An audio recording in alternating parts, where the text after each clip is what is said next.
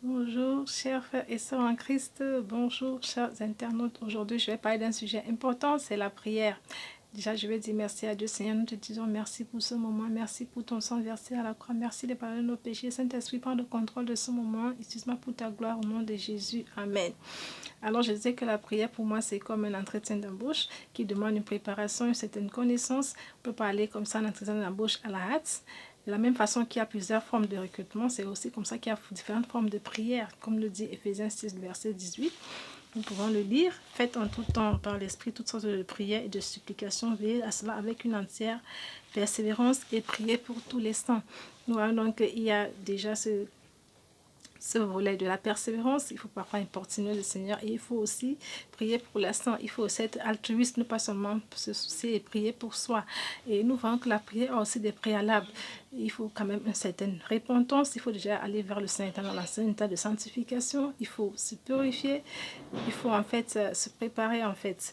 Se laver, se purifier par le sang de Jésus. Et il faut dans cela la sincérité aussi. C'est une concentration aussi. Parce que nous voyons quand le peuple d'Israël, quand Dieu devait visiter le peuple d'Israël, il avait demandé de se sanctifier pendant 3 jours.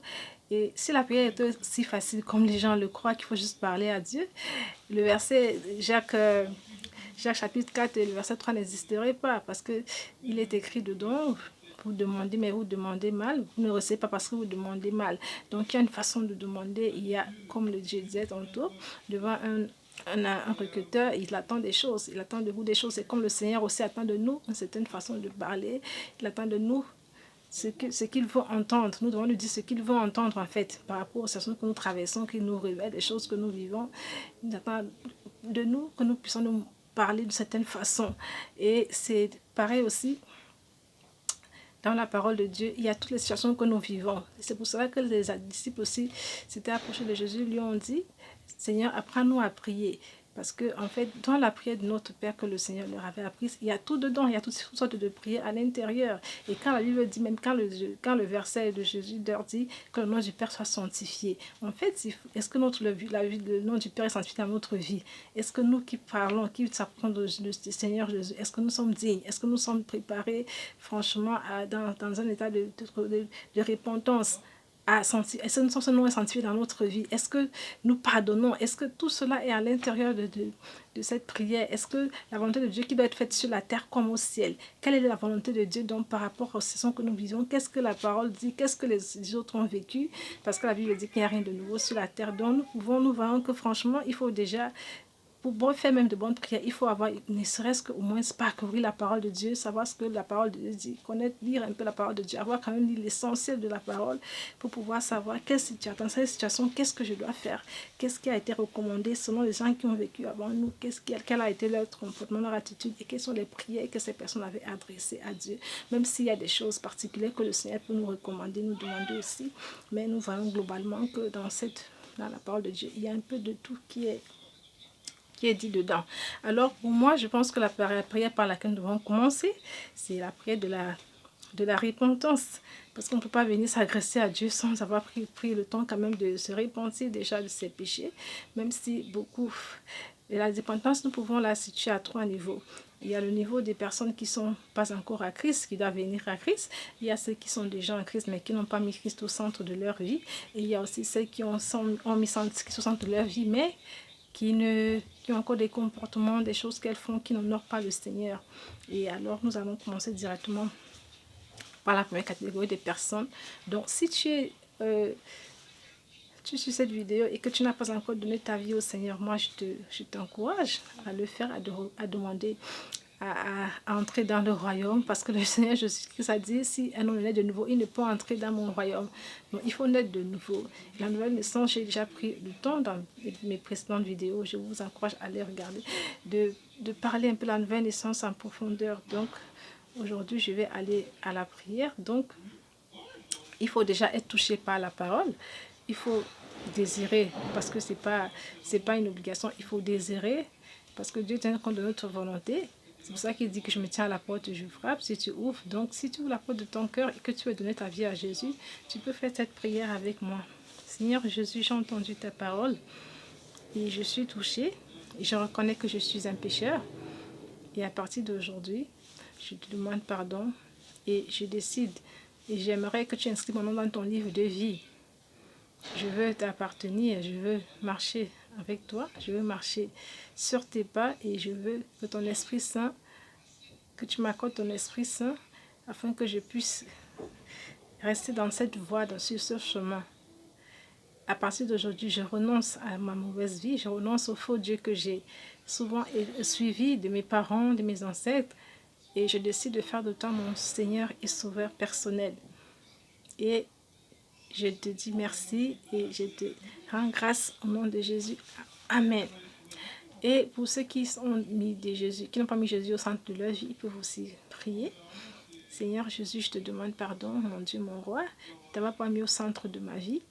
Je reconnais que je suis souvent venue vers toi parce que j'avais des difficultés. C'est quand j'ai des problèmes que j'ai pris, que je ne médite pas ta parole, je ne cherche pas à te connaître. Je me répands, je demande pardon. Et je prie que tu me donnes la soif, l'envie de toujours être dans ta présence, de méditer et de marcher selon ta volonté. Au nom de Jésus, Amen.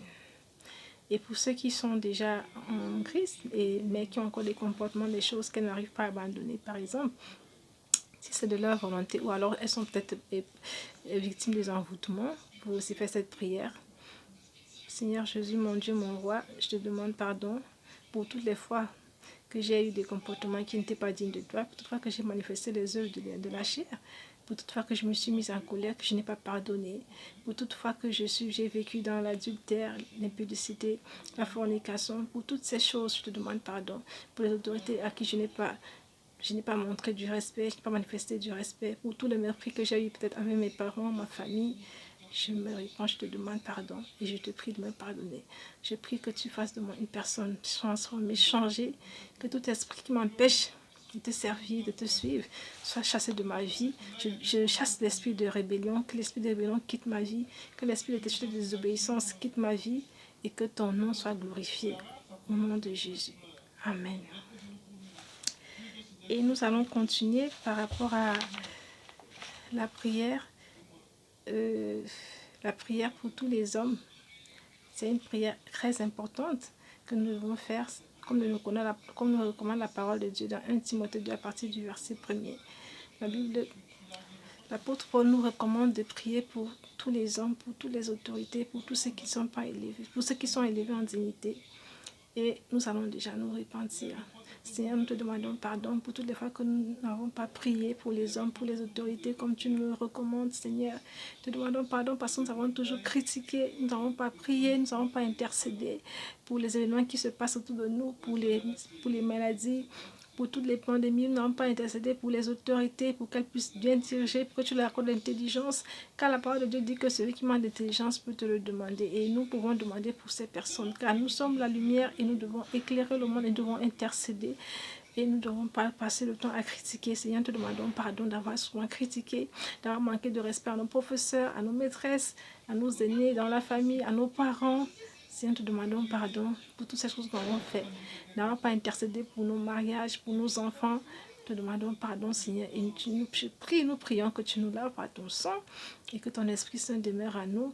Et nous te prions maintenant de protéger les autorités civiles, religieuses et militaires que tu as établies dans ce pays, dans ce monde, partout dans nos familles, que tu leur donnes l'intelligence, la sagesse de diriger les affaires que tu leur as confiées, que tu mettes la paix dans les foyers, dans les familles. Te souviens, Seigneur, des orphelins, que tu mettes sur leur chemin des bonnes personnes, Seigneur, qui vont se soucier, qui vont les aider. Nous prions que tu nous donnes des moyens, Seigneur, pour que nous puissions nous occuper d'eux. Nous prions que tu mettes la paix dans les foyers, dans les familles. Nous prions, Seigneur, que la paix dans le monde, Seigneur, règne. Que les esprits, tout esprit de guerre, de violence, Seigneur, quitte les cœurs des hommes, Seigneur, et que ta volonté seule soit faite, Seigneur. Que les hommes inclinent leur cœur vers toi, parce que tu dis dans ta parole que tu es le seul Dieu.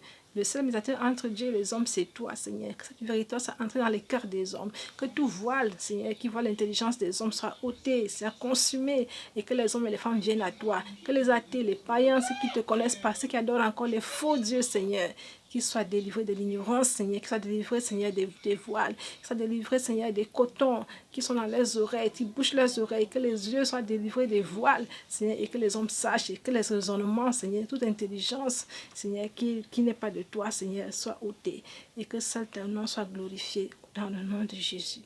Amen. Merci, et nous allons continuer plus tard.